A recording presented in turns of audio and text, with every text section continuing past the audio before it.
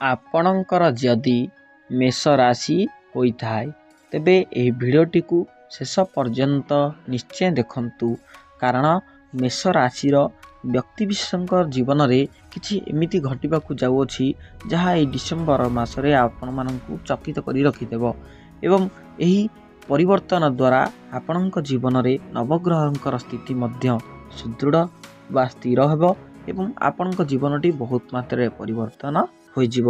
ତେଣୁ ଆପଣ ଯଦି ମେଷ ରାଶିର ବ୍ୟକ୍ତିବିଶେଷ ହୋଇଥାନ୍ତି ଏବଂ ଈଶ୍ୱରଙ୍କୁ ସଚ୍ଚା ହୃଦୟରେ ବିଶ୍ୱାସ କରୁଥାନ୍ତି ତେବେ ଭିଡ଼ିଓଟିକୁ ଲାଇକ୍ କରିବା ସହ ଚ୍ୟାନେଲଟିକୁ ସବସ୍କ୍ରାଇବ୍ କରନ୍ତୁ ଏବଂ କମେଣ୍ଟରେ ଜୟ ମହାଦେବ ଜୟ ଶନିଦେବ ନିଶ୍ଚୟ ଲେଖନ୍ତୁ।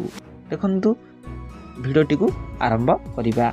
ଦେଖନ୍ତୁ ମେଷ ରାଶିର ବ୍ୟକ୍ତିବିଶେଷ ମାନେ ବହୁତ ଗୁପ୍ତ ହୋଇଥାନ୍ତି, ମାନେ ତାଙ୍କର କିଛି କଥା କାହାକୁ ସେୟାର କରିବା କିମ୍ବା କାହାକୁ କିଛି କହିବା ଆପଣଙ୍କର ନିଜ ପର୍ସନାଲ କଥା ସେ କହନ୍ତି ନାହିଁ କିମ୍ବା କହିବାକୁ ଚାହାନ୍ତି ବି ନାହିଁ। ବହୁତ ମାତ୍ରାରେ ସେ ଚୁପଚାପ ରହିଥାନ୍ତି, ବହୁତ ବ୍ୟକ୍ତିଙ୍କ ସହ ମିଶିବାକୁ ମଧ୍ୟ ଇଚ୍ଛୁକ ନଥାନ୍ତି, ବହୁତ ମାତ୍ରାରେ ସେ ଚୁପଚାପ ହୋଇ ରହିଥାନ୍ତି।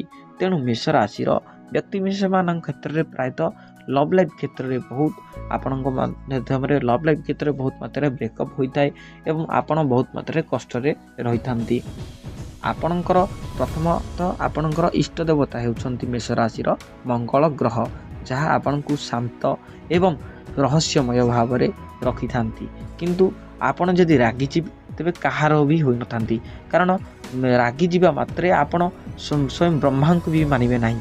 ମେଷ ରାଶିର ବ୍ୟକ୍ତିବିଶେଷ ମାନେ ଧିମେଇ ରାଗନ୍ତି ନା, ଆପଣ ହଠାତ୍ ନା ବାଡ଼େଇ ଦେବେ ତ ରାଗିବେ ନାହିଁ, କିନ୍ତୁ ଏତେ ମାତ୍ରାରେ ଯଦି ବାଡ଼େଇବ କି ଯାହା ବି ହଉ ଏମିତି କରିବା ମାତ୍ରେ ଆପଣ ଅତ୍ୟଧିକ ରାଗିଯିବା ମାତ୍ରେ କିଛି ବି ନଷ୍ଟ କରିଦିଅନ୍ତି। ଆପଣଙ୍କ ଆଖି ସାମ୍ନାରେ ଯାହା ବି କିଛି ଆସୁ ଆପଣ ପ୍ରଳୟ କରିଦିଅନ୍ତି।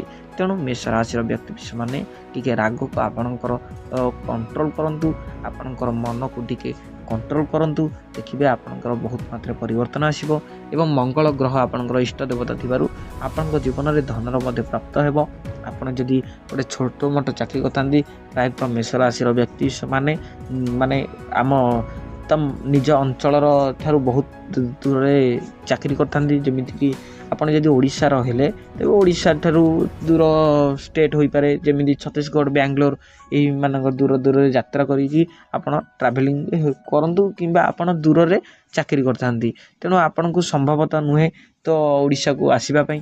ତେଣୁ ଆପଣ ଯେତେ ମାତ୍ରାରେ ପାରୁଛନ୍ତି ଆପଣ ନିଜ ଡେଲି ଲାଇଫ୍ ଉପରେ ଧ୍ୟାନ ଦିଅନ୍ତୁ, ନିଜ ଡେଲି ଡାଇଟ୍ ମେଣ୍ଟେନ୍ ଉପରେ ଧ୍ୟାନ ଦିଅନ୍ତୁ। ଆପଣ ଅତ୍ୟଧିକ ତେଲ ଜିନିଷ ଖାଆନ୍ତି, ତେଣୁ ଆପଣଙ୍କର ଗ୍ୟାଷ୍ଟ୍ରିକ୍ ଜନିତ ବହୁତ ମାତ୍ରାରେ ସମସ୍ୟା ରହିଯାଇଥାଏ ଏବଂ ଶ୍ୱାସଜନିତ ମଧ୍ୟ ସମସ୍ୟା ରହିଯାଇଥାଏ।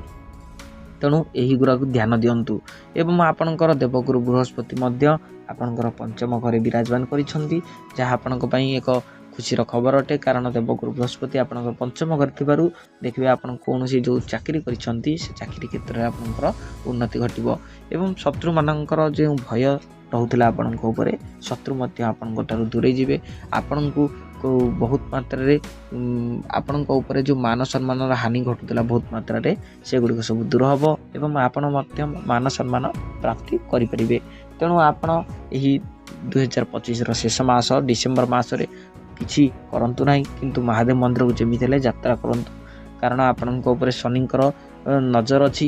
କିନ୍ତୁ ଶନିଙ୍କର ନଜର ଆପଣଙ୍କ ଉପରେ ଖରାପ ଦୃଷ୍ଟି ପକାଇବେ ନାହିଁ, କାରଣ ଶନି ଆପଣଙ୍କର ନବମ ଘରେ ଅଛନ୍ତି ଏବଂ ଶନି ନବମ ଘରେ ରହି ମଧ୍ୟ ଆପଣଙ୍କ ଉପରେ ଭଲ ଦୃଷ୍ଟି ପକାଇଛନ୍ତି। ତେଣୁ ଆପଣ ଯଦି ଭଲ କର୍ମ କରିବେ ଦେଖିବେ ଆପଣଙ୍କର ଶତ୍ରୁ ମଧ୍ୟ ନାଶ କରିଦେବେ ଶନି ଏବଂ ଆପଣଙ୍କୁ ଭଲ ଉଚ୍ଚ ସ୍ଥାନକୁ ମଧ୍ୟ ନେଇଯିବେ। ଆପଣଙ୍କ ସ୍ୱାସ୍ଥ୍ୟଠୁ ଧରି ଆପଣଙ୍କ ଜୀବନର ଲାଇଫଷ୍ଟାଇଲ୍ ମଧ୍ୟ ପରିବର୍ତ୍ତନ କରାଇଦେବେ ଶନି। ତେଣୁ ଆପଣଙ୍କର ଟିକେ ଦେଖି ରହିବାକୁ ପଡ଼ିବ, ଆପଣଙ୍କର କର୍ମ ଉପରେ ଧ୍ୟାନ ଦେବାକୁ ପଡ଼ିବ। ଆପଣ ଯେତେ ମାତ୍ରାରେ ପାରିବେ ଆପଣଙ୍କୁ ଭଲ କର୍ମ କରିବାକୁ ପଡ଼ିବ। ତେଣୁ ଆପଣ ଯଦି ମେଷ ରାଶିର ବ୍ୟକ୍ତିବିଶେଷ ହୋଇଥାନ୍ତି, ଯେତେ ମାତ୍ରାରେ ପାରୁଛନ୍ତି ମହାଦେବ ମନ୍ଦିରକୁ ଯାତ୍ରା କରନ୍ତୁ, ଜଳସାଇ କରନ୍ତୁ, କାରଣ ମେଷ ରାଶିର ବ୍ୟକ୍ତିବିଶେଷ ମାନେ ଈଶ୍ୱରଙ୍କୁ ତ ସଚ୍ଚା ହୃଦୟରେ ବିଶ୍ୱାସ କରୁଥାନ୍ତି, କିନ୍ତୁ କୌଣସି ମାତ୍ରାରେ କୌଣସି ଠାକୁରଙ୍କ ପାଖକୁ ଯାତ୍ରା କରନ୍ତି ନାହିଁ କିମ୍ବା ଜଳସାଇ ମଧ୍ୟ କରନ୍ତୁ ନାହିଁ। ତେଣୁ ଆପଣଙ୍କ ଅନୁରୋଧ ଆପଣ ଯେକୌଣସି ମାତ୍ରାରେ ହଉ ଆପଣ ଠାକୁରଙ୍କ ପାଖକୁ ଯାଆନ୍ତୁ। ଯେକୌଣସି ମହାଦେବ ମନ୍ଦିର ହେଉ, ଯେକୌଣସି ମନ୍ଦିରକୁ ହେଉ ଜଳସେଇ କରନ୍ତୁ। ଆପଣଙ୍କ ନାମରେ ଜଳସେଇ କରନ୍ତୁ, ଦେଖିବେ ବହୁତ ମାତ୍ରାରେ ମଙ୍ଗଳ ହେବ। ଯଦି ଆପଣଙ୍କୁ ସମୟ ହେଉଛି ତେବେ ହନୁମାନ ଚାଳିଶା ମଧ୍ୟ ପାଠ କରନ୍ତୁ। ଦେଖିବେ ହନୁମାନ ଚାଳିଶା ପାଠ କରିବା ଦ୍ୱାରା ଆପଣଙ୍କର ଜ୍ଞାନ, ବୁଦ୍ଧି, ବିବେକ ମାତ୍ର ବଢ଼ିବ। ତା ସହିତ ଆପଣ ହରେକୃଷ୍ଣ ମହାମନ୍ତ୍ର ମଧ୍ୟ ଜପ କରନ୍ତୁ। ଦେଖିବେ ବହୁତ ମାତ୍ରାରେ ଆପଣଙ୍କର ମଙ୍ଗଳ ଘଟିବ। ଏହି ତ ରହିଲା ଆପଣଙ୍କର ସ୍ୱାସ୍ଥ୍ୟ ତ ଆପଣଙ୍କର ବହୁତ ମାତ୍ରାରେ ରହିବ ଭଲ, ଏବଂ ଆପଣଙ୍କର ଶିକ୍ଷା କ୍ଷେତ୍ରକୁ ନେଇ ମଧ୍ୟ ବହୁତ ମାତ୍ରାରେ ଭଲ ରହିବ। ତେଣୁ ଆପଣ ଯଦି ମେଷ ରାଶିର ବ୍ୟକ୍ତି ବିଶେଷ ହୋଇଥାନ୍ତି ଏବଂ ଈଶ୍ୱରଙ୍କୁ ସଚ୍ଚା ହୃଦୟରେ ବିଶ୍ୱାସ କରୁଥାନ୍ତି, ତେବେ ଭିଡ଼ିଓଟିକୁ ଲାଇକ୍ କରିବା ସହ ଚ୍ୟାନେଲଟିକୁ ସବସ୍କ୍ରାଇବ୍ କରିଦିଅନ୍ତୁ। କମେଣ୍ଟରେ ଜୟ ମହାଦେବ, ଜୟ ଶନିଦେବ ନିଶ୍ଚୟ ଲେଖନ୍ତୁ। ରହୁଛି, ଧନ୍ୟବାଦ, ଜୟ ଜଗନ୍ନାଥ।